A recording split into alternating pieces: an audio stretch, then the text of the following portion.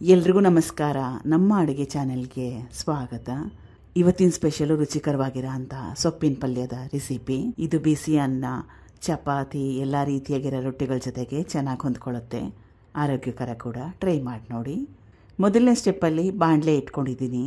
1 ರಿಂದ 2 ಚಮಚದಷ್ಟು ಎಣ್ಣೆ ಬಿಸಿ ಆದಮೇಲೆ ಜೀರಿಗೆ ಸಣ್ಣ ಚಮಚದಲ್ಲಿ 1 ಚಮಚದಷ್ಟು ಜೀರಿಗೆನ ಹಾಕೊಂಡ್ಮೇಲೆ ಸುಮಾರು ಒಂದು 20 ಸೆಕೆಂಡಷ್ಟು ಬಿಸಿ ಮಾಡ್ಕೋಬೇಕು. ಇದು ಸಣ್ಣ ಕಟ್ ಮಾಡಿ ಇಟ್ಕೊಂಡಿರೋ ಈರುಳ್ಳಿ, ಒಂದು ಮೀಡಿಯಂ ಸೈಜ್ ಈರುಳ್ಳಿನ ಉಪಯೋಗ ಮಾಡ್ತಾ ಇದ್ದೀನಿ. ಇದು ಸಣ್ಣ ಕಟ್ ಮಾಡಿ ಇಟ್ಕೊಂಡಿರೋ ಬೆಳ್ಳುಳ್ಳಿ, ಸುಮಾರು ಒಂದು 8 ರಿಂದ 10 ಎಸಳಷ್ಟನ್ನ ಉಪಯೋಗ ಮಾಡಿದ್ದೀನಿ. ಹಸಿರು ಮೆಣಸಿನಕಾಯಿ 2. ಈರುಳ್ಳಿ ಬೆಳ್ಳುಳ್ಳಿನ ತುಂಬಾ ಜಾಸ್ತಿ ಕೆಂಪಾಗೋವರೆಗೂ ಹುರ್ಕೊಳ್ಳೋ ಅವಶ್ಯಕತೆ ಇಲ್ಲ.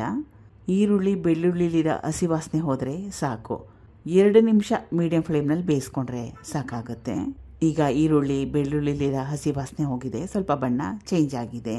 ಸಣ್ಣದ ಕಟ್ ಮಾಡಿ ಇಟ್ಕೊಂಡಿರೋ ಒಂದು ದೊಡ್ಡ ಟೊಮೆಟೊ ಮೆತ್ತಗಾಗಲಿ. ಈಗ ಟೊಮೆಟೊ ಚೆನ್ನಾಗಿ ಬೆಂದಿದೆ, ಬೇಗ ಬೆಂದೋಗುತ್ತೆ ಟೊಮೆಟೊ. ಸುಮಾರು ಒಂದು 2 ರಿಂದ 3 ನಿಮಿಷ ಗ್ಯಾಸ್ ಸ್ಟವ್ನ ಹೈ ಫ್ಲೇಮ್ನಲ್ಲಿ ಇಟ್ಕೊಂಡು ಬೇಯಿಸ್ಕೊಂಡ್ರೆ ಸಾಕಾಗುತ್ತೆ.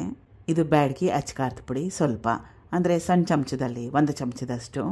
ಸ್ವಲ್ಪ ಅರಿಶಿನ, ಒಣ ಮಸಾಲೆನ ಹಾಕೊಂಡ್ಮೇಲೆ ಸುಮಾರು ಒಂದು 30 ಸೆಕೆಂಡಷ್ಟು ಬಿಸಿ ಮಾಡ್ಕೋಬೇಕು. ಸಣ್ಣದ ಕಟ್ ಮಾಡಿ ಇಟ್ಕೊಂಡಿರೋ ಪಾಲಕ್ ಸೊಪ್ಪು, ಸುಮಾರು ಒಂದು 4 ರಿಂದ 5 ಹಿಡಿಯಷ್ಟು. ನೀವು ನೋಡಿ ನಿಮಗೆ ಪಾಲಕ್ ಸೊಪ್ಪಿನ ಅವಶ್ಯಕತೆ ಎಷ್ಟಿದೆ ಅಂತ, ಅದ್ರ ಪ್ರಕಾರವಾಗಿ ಪಾಲಕ್ ಸೊಪ್ಪನ್ನ ಉಪಯೋಗ ಮಾಡಿ. ಅಥವಾ ಪಾಲಕ್ ಸೊಪ್ಪು ಇಷ್ಟ ಇಲ್ಲ ಅಂದರೆ ಮೆಂತ್ಯ ಸೊಪ್ಪು, ನಿಮ್ಗೆ ಯಾವ ಸೊಪ್ಪು ಇಷ್ಟ ಆ ಸೊಪ್ಪನ್ನ ಉಪಯೋಗ ಮಾಡ್ಬೋದು. ಇವಾಗಲೇ ತಕ್ಷಣ ಕಲಿಸ್ಲಿಕ್ಕೆ ಕಷ್ಟ ಆಗುತ್ತೆ. ಹಾಗೆ ಒಂದು 5 ನಿಮಿಷ ಬಿಡೋಣ, ಇದ್ರ ಕ್ವಾಂಟಿಟಿ ಕಡಿಮೆ ಆಗುತ್ತೆ, ಆಮೇಲೆ ಚೆನ್ನಾಗಿ ಕಲಿಸ್ಕೋಬೋದು. 5 ನಿಮಿಷ ಆದಮೇಲೆ ಗ್ಯಾಸ್ ಸ್ಟವ್ನ ಲೋ ಫ್ಲೇಮ್ನಲ್ಲಿ ಇಟ್ಕೊಂಡು ಬೇಯಿಸ್ಕೊಂಡಿದ್ದೆ.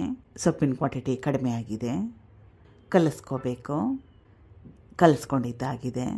ಇದು ಬೇಯಿಸಿಟ್ಕೊಂಡಿರೋ ಹೆಸರುಬೇಳೆ, ಸುಮಾರು ಒಂದು 50 ಗ್ರಾಮ್ಸಷ್ಟು ಹೆಸರುಬೇಳೆನ ಉಪಯೋಗ ಮಾಡಿದ್ದೆ. ಕುಕ್ಕರ್ನಲ್ಲಿ 2 ಸೀಟಿನ ಕೂಗಿಸ್ಕೊಂಡಿದ್ದೆ. ಮೊದಲು ಹೆಸರುಬೇಳೆನ ಚೆನ್ನಾಗಿ ತೊಳೆದು 1 ಕಪ್ಪು ಹೆಸರುಬೇಳೆ ತೊಗೊಂಡಿದ್ರೆ 2 ಕಪ್ಪಷ್ಟು ನೀರನ್ನ ಸೇರಿಸ್ಕೊಂಡು ಕುಕ್ಕರಲ್ಲಿ 2 ಸೀಟಿ ಕೂಗಿಸ್ಕೊಂಡ್ರೆ ಚೆನ್ನಾಗಿ ಮೆತ್ತಗಾಗೋಗುತ್ತೆ. ನಿಮಗೆ ಹೆಸರುಬೇಳೆ ಹಾಕ್ಕೊಳ್ಳೋದು ಇಷ್ಟ ಇಲ್ಲ ಅಂದರೆ ಮನೆಯಲ್ಲಿ ಕಡಲೆ ಹಿಟ್ಟಿದ್ರೆ ಸುಮಾರು ಒಂದು 2 ರಿಂದ 3 ಟೇಬಲ್ ಸ್ಪೂನಷ್ಟು ಕಡಲೆ ಹಿಟ್ಟನ್ನ ಅರ್ಧ ಕಪ್ಪಷ್ಟು ನೀರಲ್ಲಿ ಚೆನ್ನಾಗಿ ಮಿಕ್ಸ್ ಮಾಡಿ ಉಪಯೋಗ ಮಾಡ್ಬೋದು. ಅಥವಾ ಕಡಲೆ ಹಿಟ್ಟು ಮನೇಲಿಲ್ಲ ಅಂದರೆ ಹುರ್ಗಡ್ಲೆ ಇದ್ದರೆ ಅದನ್ನು ಮಿಕ್ಸಿಯಲ್ಲಿ 1 ರೌಂಡ್ ಹಾಕಿ ಪುಡಿ ಮಾಡಿಕೊಂಡು ಅದನ್ನು ಕೂಡ ಉಪಯೋಗ ಮಾಡ್ಬೋದು. ರುಚಿಗೆ ತಕ್ಕಷ್ಟು ಉಪ್ಪು. ಕನ್ಸಿಸ್ಟೆನ್ಸಿ ಕೂಡ ನಿಮಗೆ ಯಾವ ರೀತಿ ಬೇಕೋ ಆ ರೀತಿಯಾಗಿ ನೀರನ್ನ ಉಪಯೋಗ ಮಾಡಿ.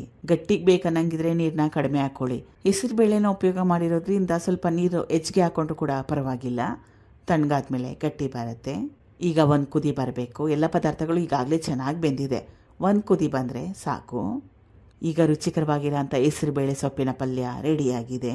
ತುಂಬಾ ಸಖತ್ ಟೇಸ್ಟಿಯಾಗಿರುತ್ತೆ. ಚಪಾತಿ ಬಿಸಿ ಅನ್ನದ ಜೊತೆ ಕಲಿಸ್ಕೊಂಡು ತಿನ್ಬೋದು, ಅನ್ನ ಸಾರು ಜೊತೆಗೆ ನಂಚ್ಕೊಂಡು ತಿನ್ಬೋದು, ರಸಮ್ ಅನ್ನ, ಮೊಸರನ್ನ ಎಲ್ಲದ್ರ ಜೊತೆಗೂ ಚೆನ್ನಾಗಿ ಹೊಂದ್ಕೊಳ್ಳುತ್ತೆ. ಟ್ರೈ ಮಾಡಿ ನೋಡಿ. Thank you for watching. ಧನ್ಯವಾದಗಳು.